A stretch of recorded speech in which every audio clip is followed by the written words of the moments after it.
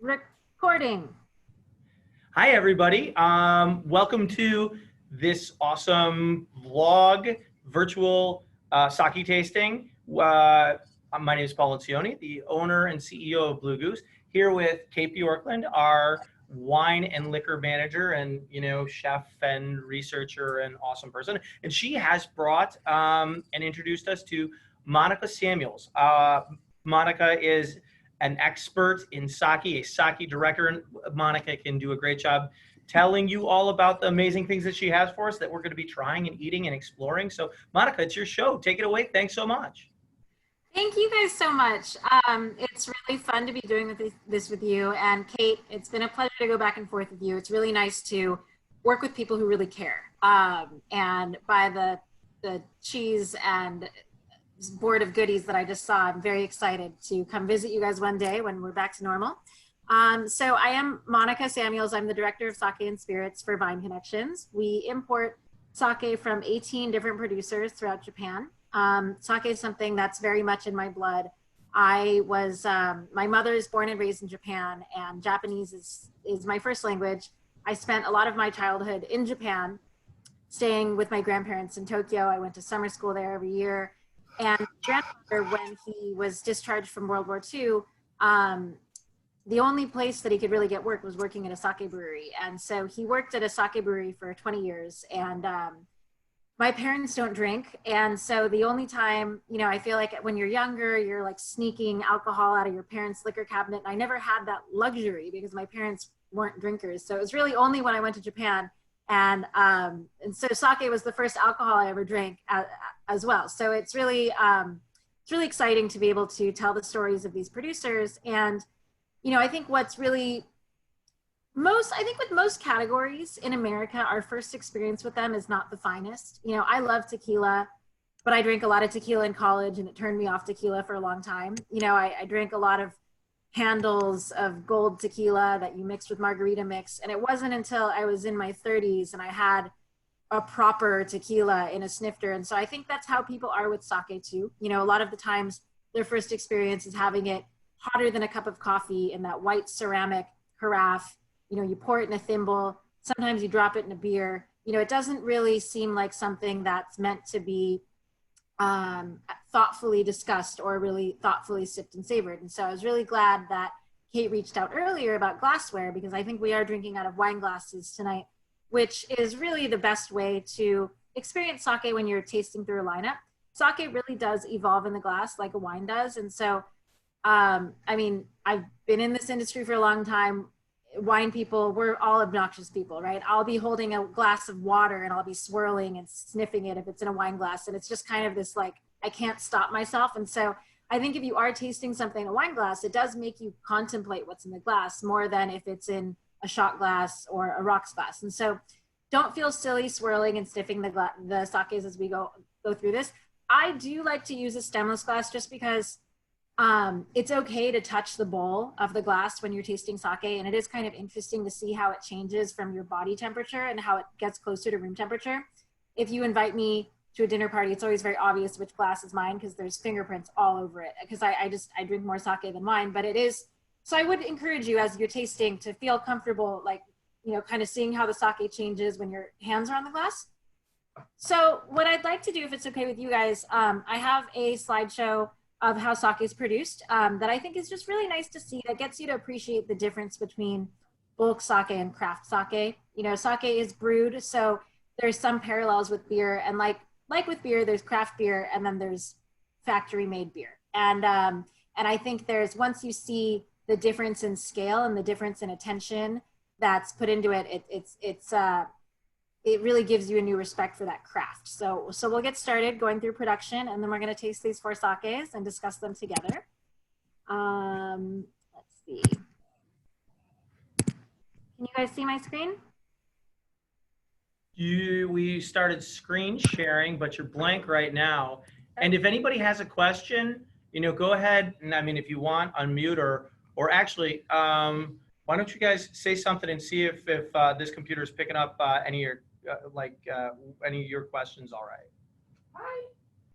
Can you hear that, Monica? Can you hear the audio from the far side of the room? I can. Wait, you guys can't see my screen? We Oh, can now. we can. We Okay, good. so the echo, to keep the echo off, because we have, we're all in the Blue Goose conference room for everybody, and we've invited people here for this virtual tasting. So we have new friends and old friends with us. Everybody say hi and say your names real quick. Hi, my name's Nick Stellan. Hi, I'm Maggie. Hi, I'm Bill. Nikki. Jonelle.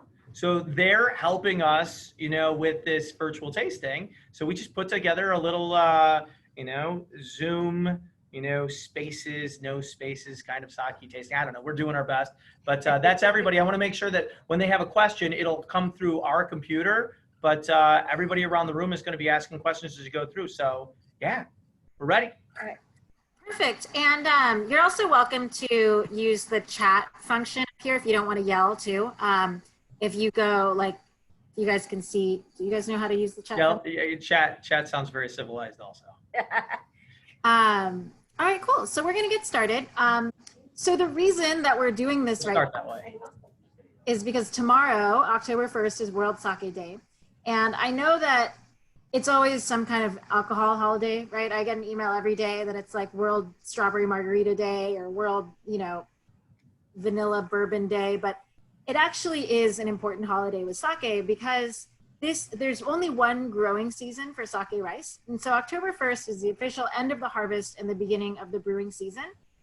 And sake has only been distributed throughout Japan since the late 1980s, early 1990s. And so before then, the only option you had was the closest breweries to you, and you could go over there with your growler of sake and fill it up. And so everyone really paid attention to this calendar because in the springtime or, February, March, April was when fresh sake was available. So it's kind of this thing like we've been waiting, and finally, so this October 1st is a big celebration for people like, we can't wait to taste this next year's release of sake. So here's this gentleman in the rice field, and these are sake rice stalks that are ready to be harvested. And as you can tell, he's not a exceptionally small person, but these are pretty tall stalks of rice. They're almost waist height. Sake rice generally grows about 3 to 5 times the height of table rice, and which really means that it requires very low yield, very complex planting, as opposed to table rice. While it is possible to grow some sake rice in the United States, and there has been some done in Arkansas, which is the rice growing capital of the US, and in Sacramento, the type of farming that's done in Japan is really hard to replicate. So it all starts with the rice. And the next step here is a rice polishing mill. I always like to show people this because I think when you learn a little bit about sake, you hear about rice polishing and it's kind of hard, or you hear about rice milling. And so it's complicated for several reasons. When you think about milling a grain to make a spirit, you're crushing the grain, right? Crushing the grain is the last thing we want to do with sake. You can't make premium sake from broken grains of rice or cracked grains. So this milling is done so slowly because you don't want to create too much friction or heat to break the grains of rice. It's this very, very slow sanding of the outside of a grain of rice. And so this is a standard rice mill. If you look at the way it's constructed, rice goes into the top of this gray kind of chimney, and where it narrows, there's an emery stone. So emery like a nail file. And the way that it's shaped, the rice ricochets off the edges of this emery stone and goes back down, and by bucket conveyor, it's brought back up to the top and goes over and over and over for an average of 48 hours. And this stone is going to sand the rice evenly on all sides. So afterwards, you see rice that looks more like this. So you can see that instead of being an oval, it's more of a sphere. And you can see that it's not just a white sphere. And sake rice has the starch concentrated in the center of the grain. And so the milling it gets rid of proteins and fats on the outside of the grain that can cause off flavors and also accelerate fermentation. With craft sake, we do not want to accelerate fermentation. As we taste, I think you may have a moment where you're like, wait a minute, melon, banana, orange, how am I getting all this from rice? And the reason you're getting it from rice is this cold, slow fermentation that's going to give you these really beautiful aromatic compounds. So the first thing we do after harvest is we mill the rice. And just to, this rice mill that you saw in the previous slide, was developed in 1925, and Japan was going through a pretty severe rice shortage due to World War I and II and the trade wars surrounding it that didn't really recover until the 1970s. So it wasn't, even though this was developed in the early 1900s, it really wasn't put into use until the late 1900s, which is why premium sake was distributed so recently. You know, a lot of people, my parents' generation, still haven't had good sake because it wasn't part of the culture when they were growing up. So you can see some different stages of milling here. All rice starts out in the husk. You know, the first thing you do is remove the husk. Before 1925, that much was available, but you were milling with water mills and foot pedaling, and so it was really limited how much polishing you could do. After polishing, it rests for about a month or two. So if we're saying that World Sake Day started October 1st, takes 48 hours to mill the rice, October 3rd, and then let's say we let it rest until November 15th. That resting is done to so that the rice can be restored to its original firmness, original moisture content. There is a little bit of powder that's sitting on the outside of the rice from the polishing, so that's washed off. And then it's soaked to absorb water.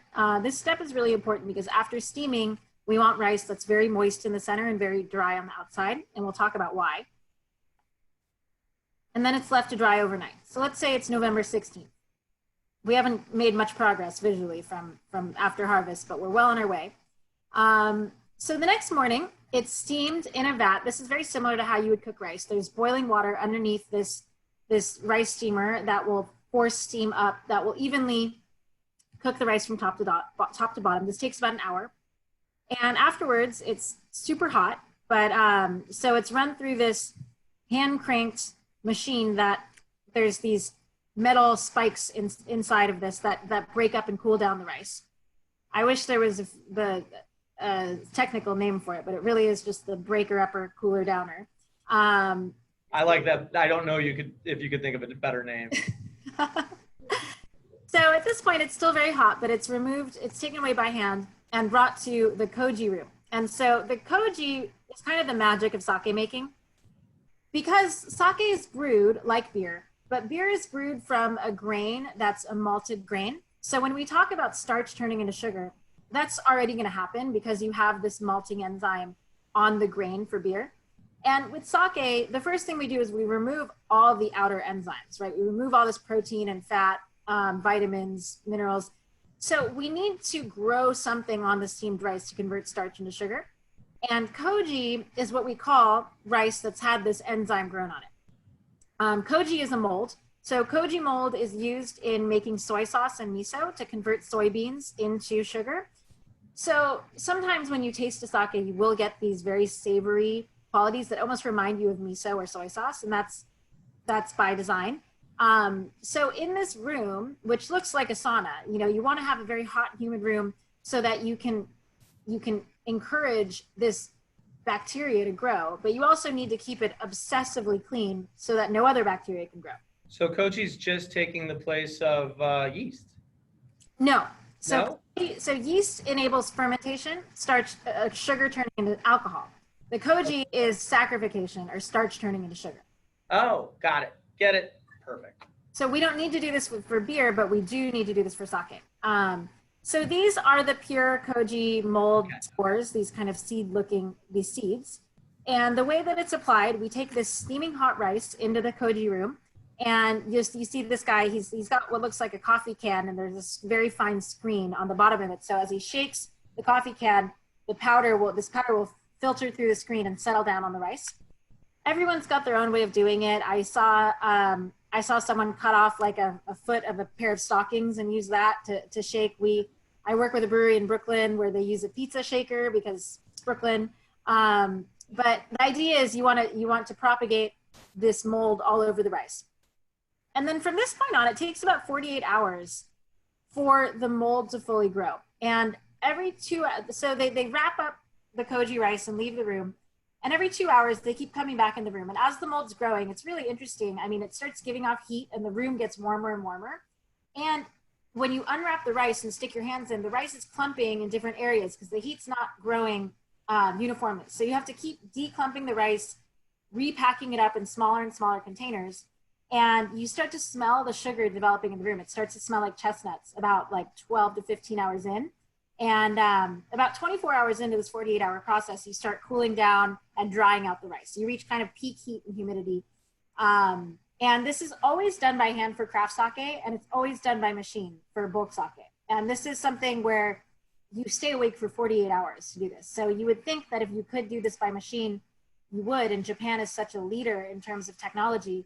But this step is so important in making good sake that premium breweries always do this by hand, which is really kind of amazing. And after the 48 hours, so now it's November. Can I ask a question? Mm-hmm. What's the advantage of doing it by hand? So you just are more thorough in doing it by hand? So when you make soy sauce or you make miso or you make factory-made sake, it's a very aggressive application of the koji because you can't, these are moisture-seeking mold spores, which is why I was saying earlier that you want to soak the rice so that after steaming, it's moist in the center and dry on the outside, because you want to just apply enough of this mold so that they work hard to penetrate the center, but you don't want to have so much that it overpowers the other nuances of the sake.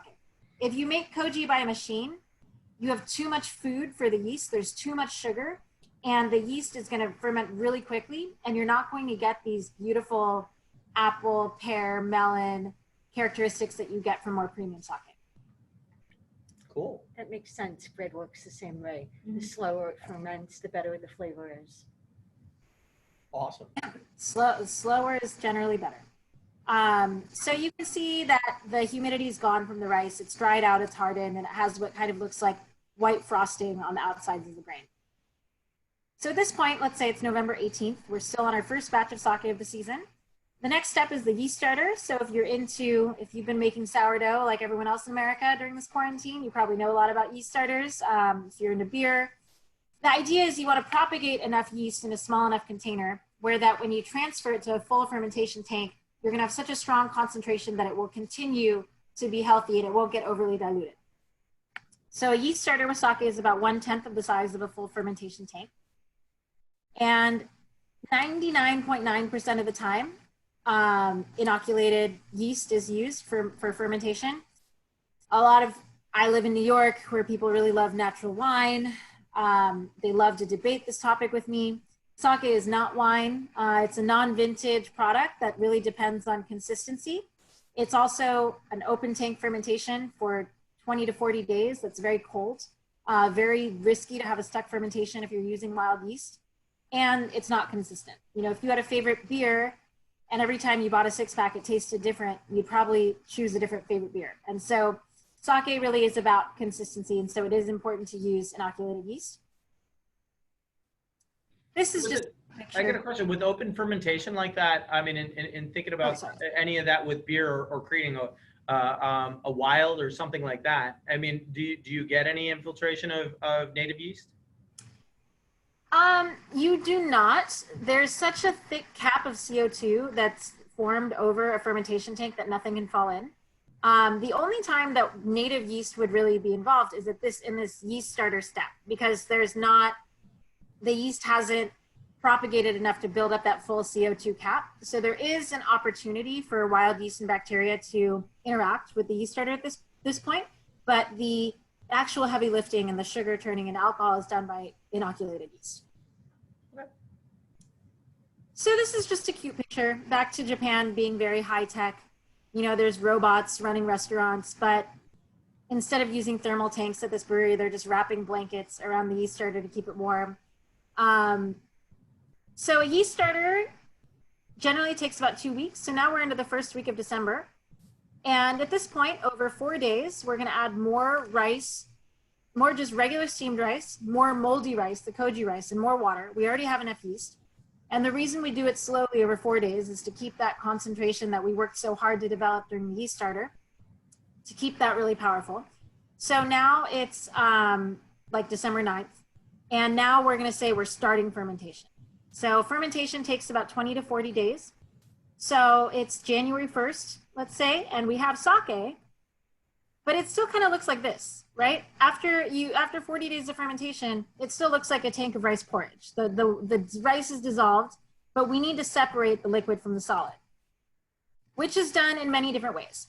So this is the most traditional way that I would say about 90% of sake goes through this style. This functions kind of like a bladder press or pneumatic press for wine. So even though this looks like a big accordion, if you stretch out this accordion, every other canvas fold has a valve, and then in the other folds, you drop a cloth bag of that fermenting mash. So I'll show you what it looks like. So these are the cloth bags.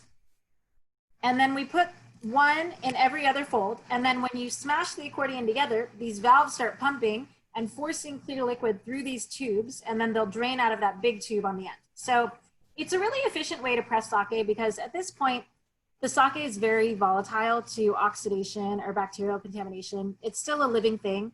And so pushing it right into this accordion that is in a freezing cold room and there's no oxygen exposure once it goes into the accordion is a very safe, very efficient way to press liquid off. And you can control the amount of pressure. So you can make a low cost sake by squeezing every possible drop of liquid out, or you can gently apply pressure and make much more of a pure, seamless, luxurious sake. So there's so many decisions that you make that determine the quality of what's in the bottle. And, you know, I feel like often in retail, people are like, but why is it so expensive? I buy sake for I buy hot sake at my neighborhood restaurant for $10 and I get a giant carafe. Like, why are you telling me that this $20 bottle, is it really $10 better than what I'm getting at my sushi joint? And the answer is yes. The good thing about sake is you really do get what you pay for. People aren't paying for a big name or a specific region, but it's all these little choices. How much pressure you put when you're pressing the liquid off, how much you polish the rice, how big your tank is, if your fermentation is 20 days or 40 days, if you're using a machine to make your koji. So a couple more delicate ways of pressing. This is a more traditional press. This is a box, a wooden box that generally is lined with a like stainless steel grate. And these cloth bags will be stacked up inside the box. And there's just a hydraulic lid that comes down and will force liquid out. And because of the way this is constructed, you're not going to get as much liquid, as much yield as you would from the accordion. And there's a lot more risk. I mean, if you look at this, there's a lot more oxygen exposure, but when it's done in really small batches, you can control that risk and get more pure sake that isn't rough around the edges at all. The most exquisite way of pressing is no pressing at all, which you'll see here. So these cloth bags are just hung over, just tied to poles and suspended over a tank. And just what drips out of these bags is bottled. It's very, very low yield and very risky because it takes several days for enough droplets to be collected to bottle. So most breweries really only use this method for their competition sakes. There's a luxury sake competition every year in Japan that every brewer participates in. Every brewer I've ever met makes at least one tank this way, but it's not something that you see that often. It is very flawless and exquisite. So let's say that we had this tank of rice porridge in the first week of January, right? And we started making the sake in October. Let's say we did the accordion press, and so in a day, we were able to press it out. So now let's say it's January 7th, and we have sake, but it's still not quite finished. There's a lot of different steps that happen after this. So what makes sake shelf stable is pasteurizing it. Sake doesn't have any sulfites. There's none produced during production. There's none added. So pasteurization is how we stabilize sake. Generally with premium sakes, you'll see that they're bottled and then run through a very hot, like a hot water bath or a shower that goes from cold gradually to hot back to cold to flash pasteurize it. With the factory made sakes, you'll see them running through a pipe submerged in very hot water and then going into another tank and then running through a pipe again and then bottled, which does give it a little bit of bottle shock and takes away some of the character of the sake. And generally sake benefits from some maturation. You know, I usually go to Japan in January, February, and I'll taste a lot of sake from the tank or, you know, fresh pressed sake, and it's really fun, but it always makes me think, wow, I can't wait to see what this is actually going to taste like. You know, and it takes about 6 to 10 months to know what that looks like.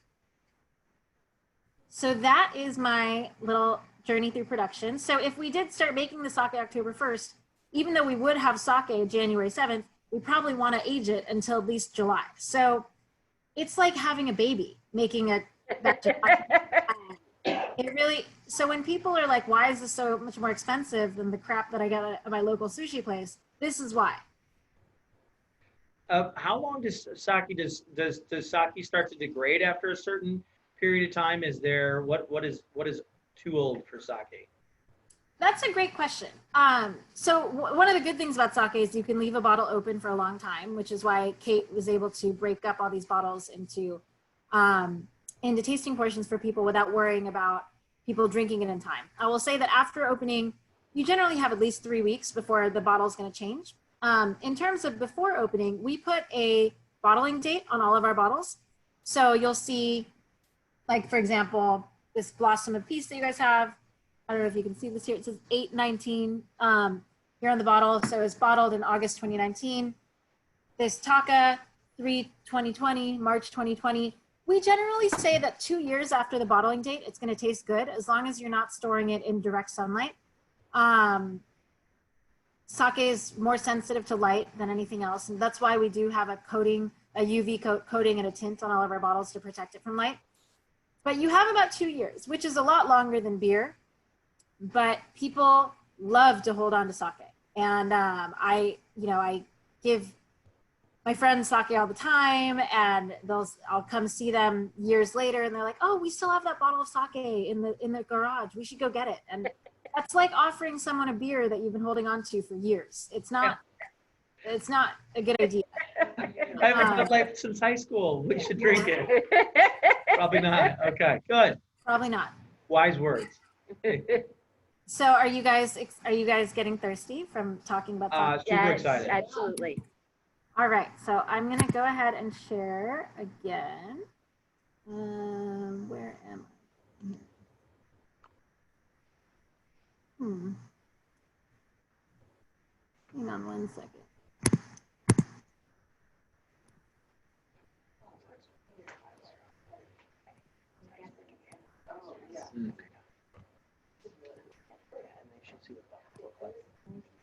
So we're starting here with the Tozai Typhoon. Just so you guys have a visual of what you're drinking. I know that you've got little bottles here. And we're bringing bottles in too. Oh, good. So I'll go to my aroma and sake wheel then. Can you guys see this tasting wheel? Yes. Cool. So I'm just going to talk about some common things that you do get when you're tasting sake that are a little different from wine.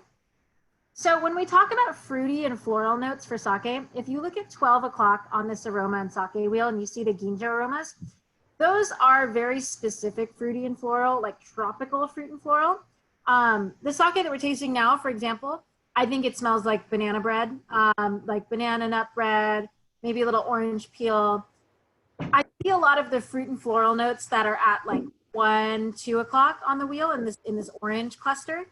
You know, I would agree that ripe banana bread, maybe fig, plum, orange, but I'm not getting bubblegum and lychee and pineapple and these notes that you get in the ginjo cluster. So with generally the colder and slower the fermentation is, the more of these 12 o'clock ginjo aromas that you're going to get. The first sake, the Tozai Typhoon, it's probably the most rustic out of the sakes that we're trying. I really like to start with this one when we're tasting because it's kind of it's a really good baseline sake, and it's a really good one to calibrate your palate. This is, I would say, a medium-bodied sake with medium acidity, medium umami. But if we break down the aromas and flavors, do you guys get this like banana nut bread? Definitely rustic. baked fruits, nuts. At 3 o'clock, you see the cereal and grain cluster on the wheel. I always like to point this out because I think people feel stupid sticking their nose in a glass of wine and saying it smells like grapes. So they tend to not talk about the rice smells when they're smelling and tasting sake, but the cereal grain characteristic is really important. It is made from rice, and you are going to get something on every sake. And for me, this one has sort of like a toasted cereal, slightly like more porridge, malty quality to it. And we talked about the nuts here. Dairy is also something that I'd love to draw your attention to at kind of 6:15 on this wheel. All sake has some element of lactic acid that's involved in the production. And so you are going to get some sort of lactic expression on every sake. For me, this is much more like fresh milk, fresh cream. With some sakes, you'll get like tart yogurt, but this is more fresh milk, fresh cream. So this is, yeah, medium bodied, medium acidity, medium finish. I think it's a really good sake. I mean, I think it's one that I drink all the time because it's a great value. It's super versatile. And even though it's sturdy enough where if you wanted to heat it up or you wanted to cook with it, you could still taste that there's sake there. It doesn't taste boozy or harsh at all when you're tasting it chilled or at room temperature. So I think this is just a really good, like, house sake to always have a bottle of open in the fridge. Is this produced in a specific region or is it all over? Or I'm sorry? is it produced in a specific region of Japan? Yeah, so it's produced in Kyoto. Kyoto is the birthplace of Japan. I'll pull up a little map here.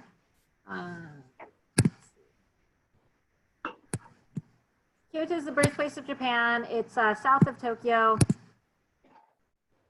You guys haven't been on our website. It's super, it will have all the answers for you if you ever forget what you're talking about.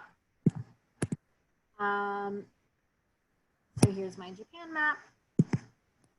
And if we go down, you can see the big star for Tokyo on the east coast. And if you go below Tokyo, a little further, on the mainland, you'll see Tozai in Kyoto.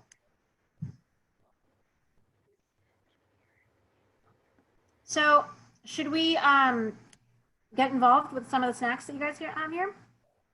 I would maybe try this with,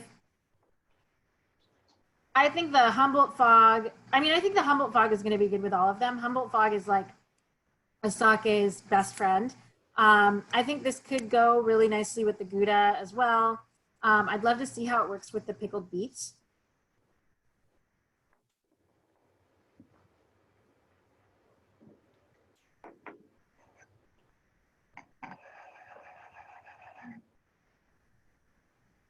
Would you say mostly people pair sake with like cheeses, or is there another sort of thing that people pair it with?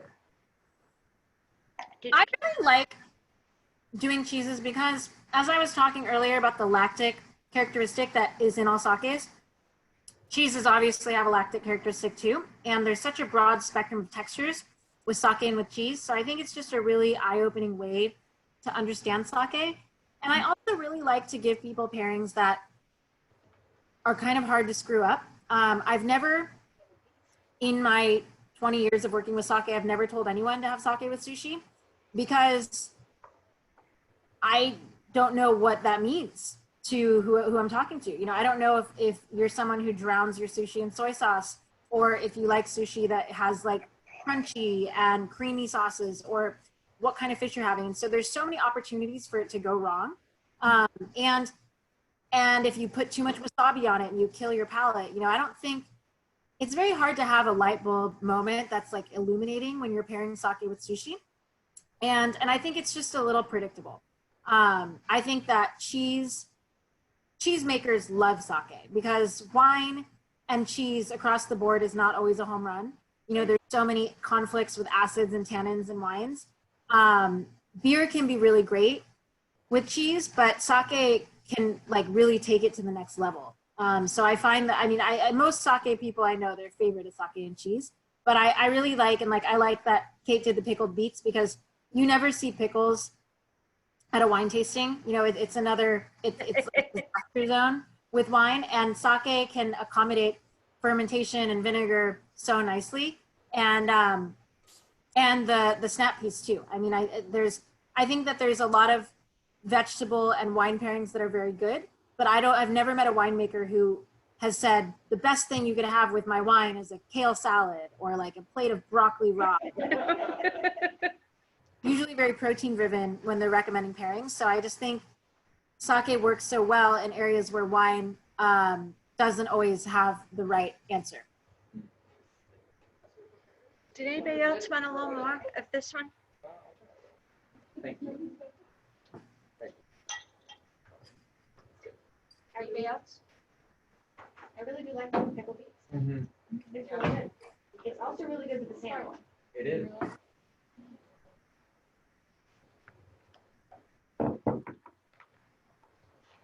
So Try another way to augment the speakers. Do you have a place where you can see if you can plug that in? I can try. Oh, that is really good. yeah, it seems like a very large conference room from how It actually is. As you watch me, you know, Walk from screen to screen. right?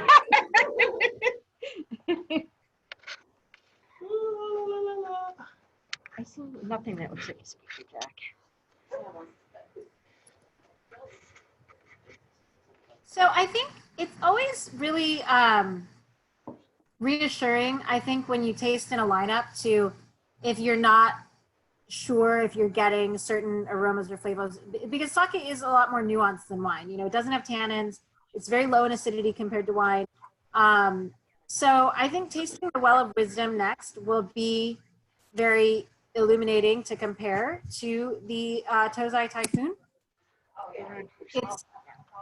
It's much lower in acid, it's much brighter, and we're going to get a lot more of the ginjo fruit that's in the 12 o'clock cluster here.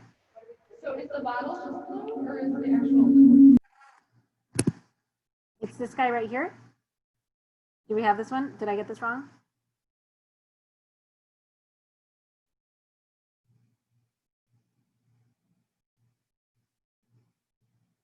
Everyone's on mute.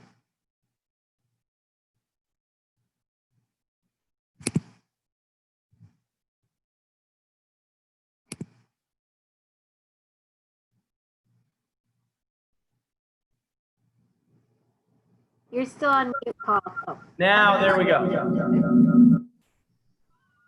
Okay, your volume.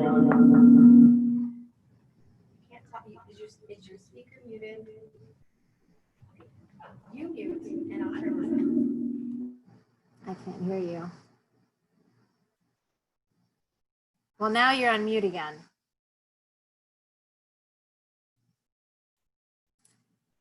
To not be muted. Try that.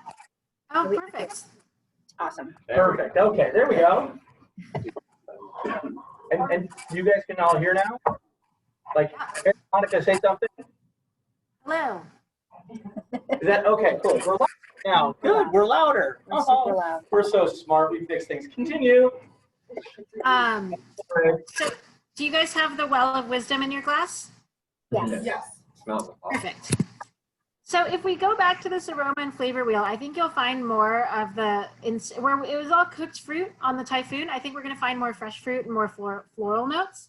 On the Well of Wisdom, I happen to always get watermelon on this one. Watermelon, white floral notes, a little more of a kind of mint or grassy white pepper spice. Yeah. Grassy nose. Totally. So in terms of weight, the Tozai Typhoon is definitely, like, if that's medium bodied, this is light bodied, right? This is like a porch pounder kind of style for me. If someone is looking for, you know, a Provence Rosé, Pinot Grigio, if they just want to like crush a bottle of something super chilled, not have to worry about food, this is a really good choice. I bet this would also be great with the Humboldt Fog, but I bet it would be pretty good with the beets. Remind me what else is on that board? Gouda. Gouda, toast, garlic toast, Salmon. smoked salmon. We had the Humboldt Fog fresh goat cheese. We had the Gouda, we had the pickled beets. We have snap peas and we have garlic toast. I would be interested to see how it works with the smoked salmon. Like, I think there is a little bit of a like herbaceous spice, like almost a little bit of that pastis, aniseed, licorice quality that I think might work well with the smoked salmon, like the way that you would pair gin with smoked salmon. So you're very adventurous. I appreciate you diving into. You're like, nope, it's good. Oh, it's very good. Listen, I like food. This is not a secret. So question, why is this bottle little and blue and the other ones are big and green? What's the difference? What's the difference? Well, Most What? a lot of sake comes in multiple sizes. So, and I think, I think it's smart as a retailer to offer a mix.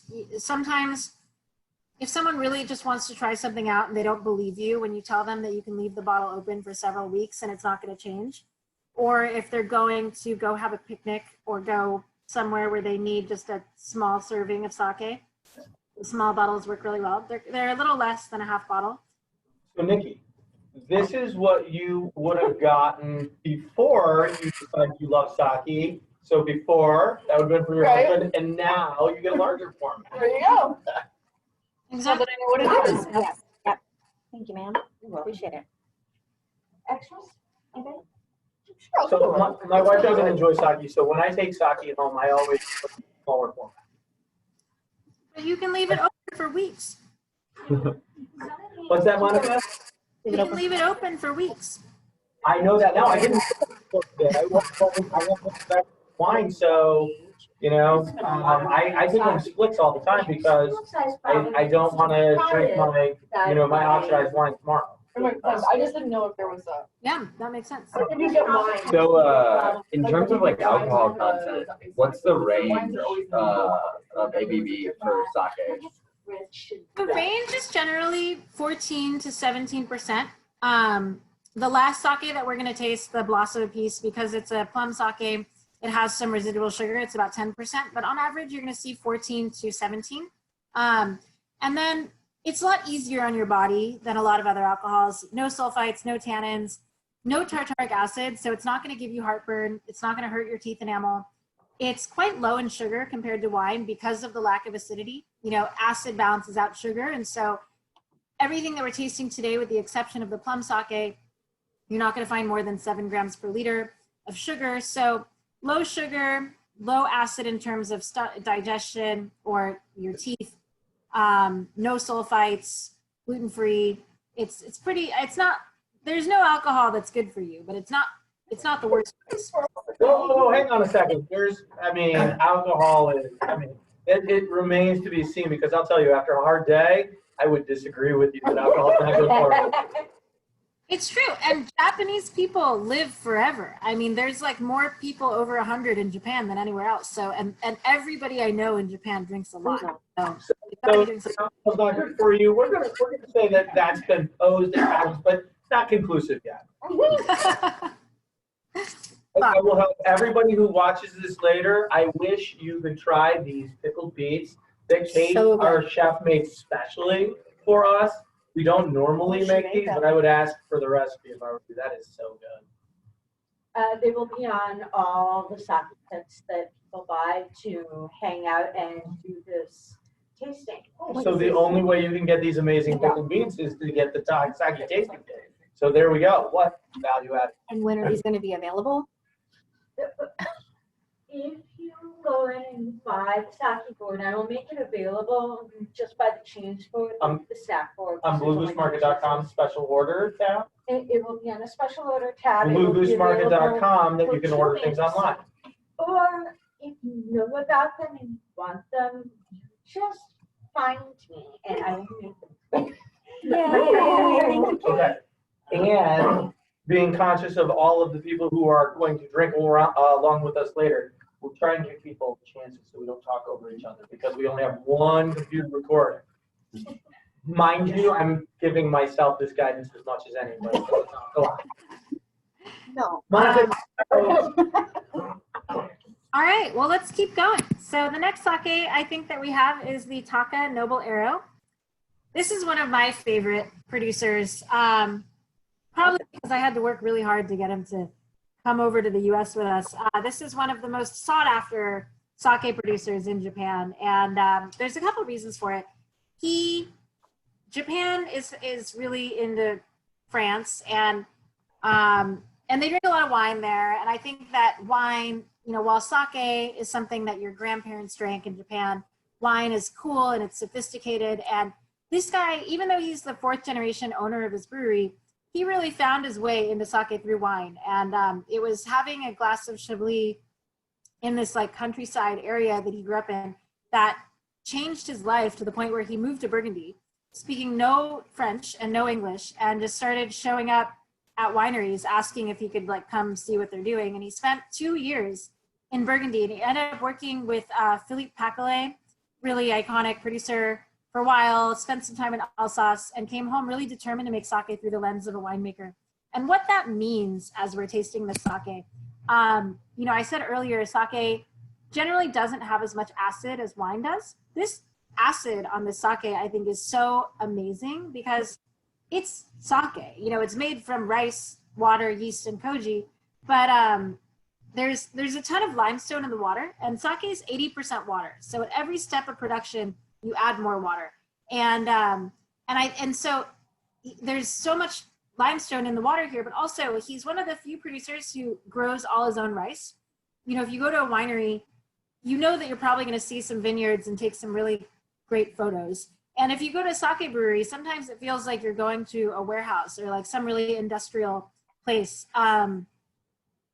And this, he grows all his own rice, which is very unusual. Generally, it's contracted with a farmer. And so you see that limestone water is feeding the rice plants as well. And so I think you get that limestone on the nose as well as on the finish. But if we're looking at this aroma and flavor wheel, for me, I get a lot of melon on the nose as well, like a green honeydew melon. Definitely more of the green herbs and spices. Like it's quite minty to me, like a spearmint, almost cooling mint quality on the finish. Monica, when you said that he went to Chablis, the first thing that I was thinking, because it's got an incredibly complex nose, like I would think of as a white coming out of Burgundy, where, you take a look and you're getting, like citrus, but you're also getting barnyard, and you've got like all of these complex, flavors coming from every direction. Before you even said anything about Burgundy, I was thinking that very much. That makes me so happy. And it has salinity, right? We haven't really had salinity on the sakes until this one. I felt like it tasted kind of like you ever had port wine where it's stronger? I felt like it tasted like that, where it had like a little bit of a stronger flavor. A little bit. Maybe because almost, these were so light. What maybe? Well, I mean, something like I would think of like a little bit of a hair of a rancio. It's incredibly complex, but the thing that's funny is the balance is absolutely magnificent. All these flavors kind of play really well together. Nothing's overpowering, and they all kind of, not to sound super nerdy, but they kind of sing together, There's a cool concert of flavors that are happening. Nothing's sticking out, nothing's noxious. It's incredible the amount of flavor in the glass. Is this one also brewed near Kyoto, or? This is from Yamaguchi Prefecture. So I'll go back to my map here. Here. So Yamaguchi, if we're Kyoto, we've identified Kyoto. Yamaguchi is a little, it's closer to, do I have Yamaguchi on this one? This is Takahiro. In Ube. Yeah, Ube. Oh yeah, Ube, Yamaguchi, sorry, over here. So it's a little further south, very coastal region, but being brewed like beer, there's much less need to look at a map than you have with wine. Terroir is so important with wine. With sake, it's about manipulating the ingredients that you're using so that it tastes the same year after year. So I would say that what you're getting here in the glass is much more about this producer than the region of Yamaguchi.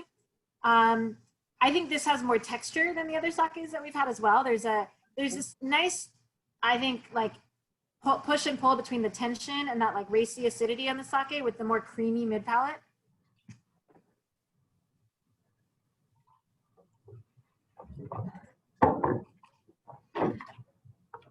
I don't have the vocabulary for sake. This is amazing. I had to go off screen too. But this is amazing. This is really good. It is really like it is a lot. It has a better palate, I think, than the other ones because this is a little heavier. And I think it does pair better with like the salmon because the salmon kind of brings out some of those other flavors like the basil and some of the herbier notes. So it's really good. And I have very little experience with sake. I liked it with the garlic bread. Oh yes. Yeah, it was good with the garlic. bread. I was wondering about that. And I bet with the beans and peas, it would probably be nice too. There's something so green about this sake. Yeah, I would say that. Does that say hay in there? Earthy hay? Yeah. I'm working on my I'm trying to identify what I've got going on. I love it. I'm in heaven, but I can't describe it. To me, it has more the herbs and spices. Mm-hmm. Not only with the smell, but with the after flavor. But that it has that bright backbone to it, and it's just. It's light, but it's very flavorful. It's also not intimidating. I feel like when you go to a sushi restaurant and get hot sake wine, it's very like polarizing whether you're gonna like it or not. This feels like I could just drink this normally on any day, winter, summer, doesn't matter. Yeah. I'm kind of upset. I haven't been drinking. No, that's what I was saying. There's nothing noxious. It's not intimidating at all. It's super friendly. Yeah. It's as complex as it is. It's still really approachable. That's one of the things. Like I love sake, and I started paying attention to sake quite some time ago, and fell short of actually studying. I've learned so much today, but I just people who say they don't like sake. I was like, you're crazy. You need to take a second look. It's so good. By the way, I had a backup bottle of sweet wine for you, just in case. Just in case. I'm the one who didn't know if I liked sake or not. Oh well, you're in good shape because we're gonna do plum sake. Yeah, what Everybody likes plum sake. I like it. Yeah, awesome. I'm converted. But yeah, I took a risk. I bet I on probably Danica because I promised Nikki. I promised her. I probably hadn't tried good sake before. That's why. That's the That's key. probably the difference. It's a good tequila. Oh. Tequila, not shooting tequila. There's a difference. Don't talk me into the double header where sake night turns into It could turn into tequila. tequila post prom. Hey, whiskey would work better for me. Okay. Class focus. Monica? Thank you, Paul. All right, we have one last sake, and it's a plum sake. So, plum also very category that I think had a bad introduction in the U.S. I think we've all had plum wine that's like hot pink and tastes like cough syrup. And Japanese plums are actually bracingly sour. They're closer to apricots than plums themselves. And this is a sake, a totally made from rice sake, where the fermentation is stopped at 10% alcohol. So there still is natural residual sugar. And then it's soaked with these Japanese plums, which are so sour. And so I think it's, I think it's really delicious on its own, but it's really fun to mix in cocktails as well. I always like to put a little bit of whiskey in my plum sake because I think. Are you getting whiskey? Oh, you better be. I'm gonna go. Bourbon's not a problem, is it, Monica? Please do. Yes, yes. So a little bit nutty, not all the way to candy store, but I'll be right back. Okay. This just turned into a whole nother thing. Yes. So Monica, what's the main difference between sake and shochu? So shochu is distilled. And it can be distilled from so many different grains. Sometimes it's made from rice. Sometimes it's made from barley. Sometimes it's made from sugarcane. Sometimes it's potato. And because it's distilled, it can get really high levels of alcohol. Undiluted shochu is about 40% alcohol, and then generally what you see in the market in the US is diluted with water to about 25%. Okay. Sake is brewed, so it really can't get higher than 20% alcohol, no matter what you do to it. So shochu is a spirit, where sake is a brewed beverage. And all these flavors come about from variations in the distilling process. No flavors added. The fermentation process. Oh, I'm sorry. Distilled, it's the yeast. So like Kate was saying earlier about the slow cold fermentation, in a lot of beverages bringing out more complexity and layers on the flavor, on the aroma and the palate. That's exactly the same for sake. So the reason, and that's why we have to make koji by hand, and that's why sake fermentation takes 40 days, because it's that slow cold fermentation where the yeast is so stressed out and has to work so hard that it's going to produce these beautiful aromatics. All right, Paul, what whiskey did you bring out?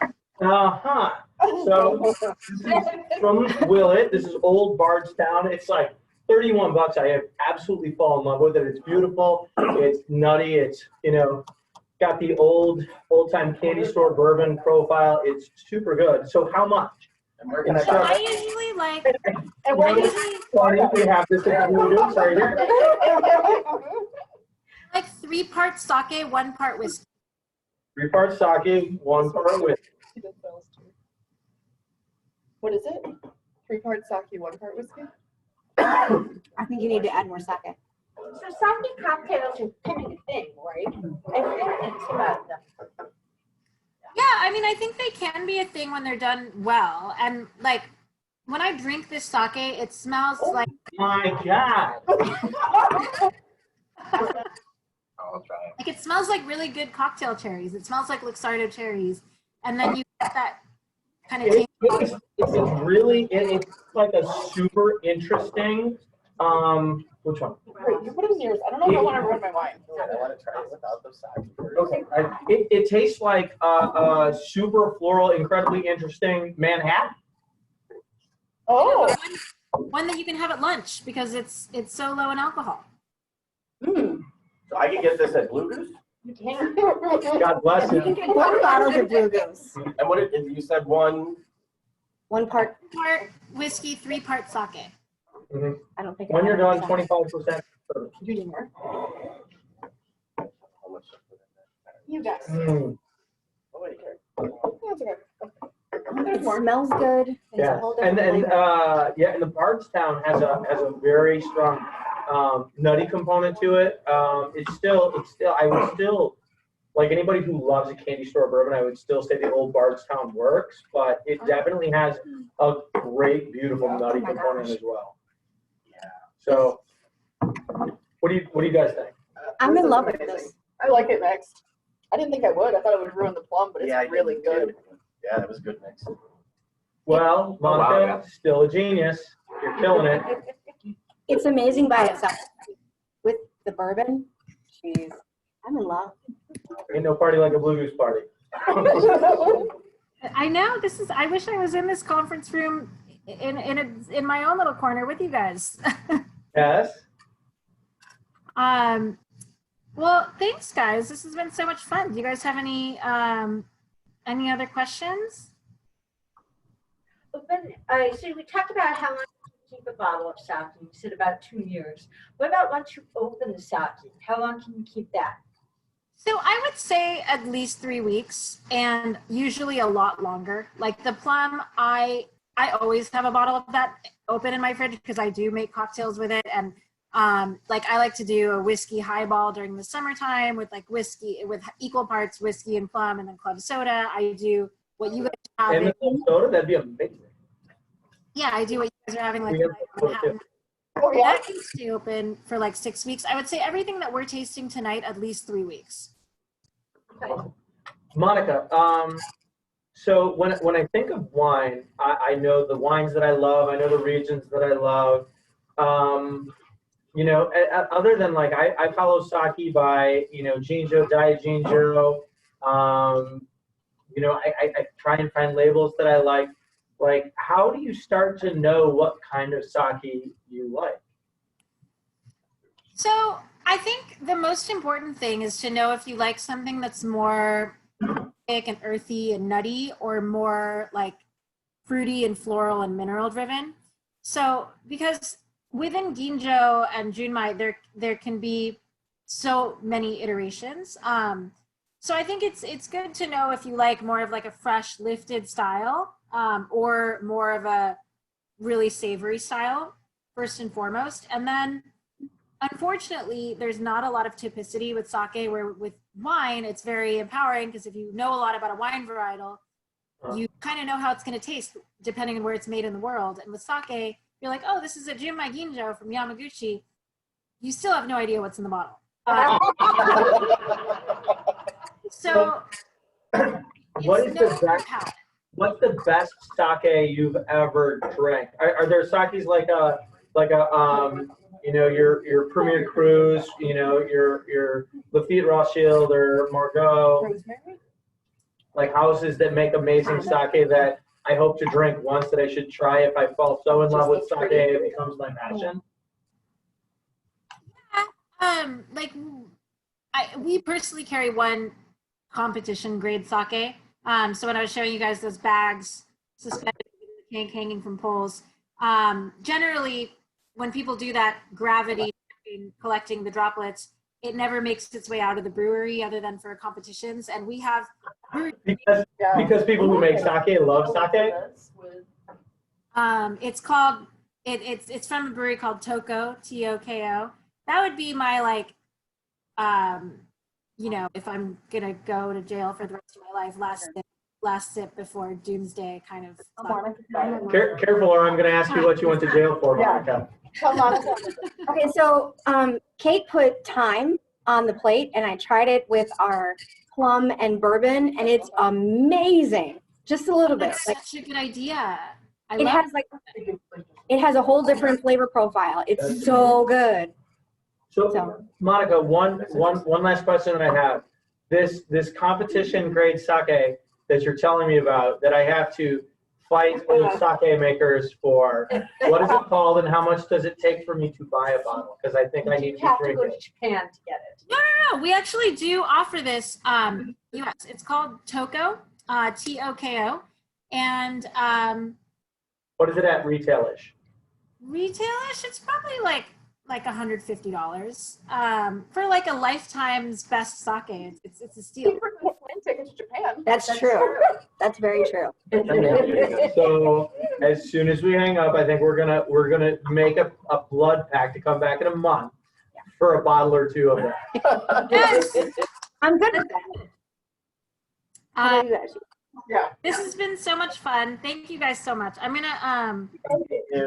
gonna stop the recording, or actually, do you want to say anything, Paul, about No, I just want to thank you guys all for. This has been a ton of fun. It's been so much. I've learned a ton about something that I knew I liked, but it's just opened my eyes. Thank you all. Monica, you're amazing. I hope this is the beginning of a long friendship. And Monica, let's keep talking, because I need a bottle of is it Toko? Toko? Toko, right? I'm here to learn, Monica. So thank you all. Thank you guys. We'll talk to you soon. Thank you.